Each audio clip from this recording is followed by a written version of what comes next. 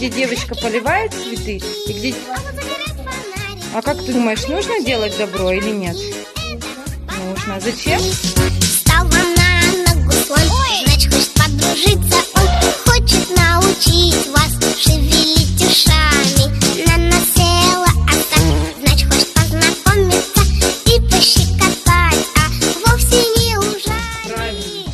А еще смотри, вот здесь есть, думаешь, если мы будем делать все время плохие поступки, мы будем добры. Это барбарики, легкие как мотыльки, а вот загорят фонарики, они небольшие.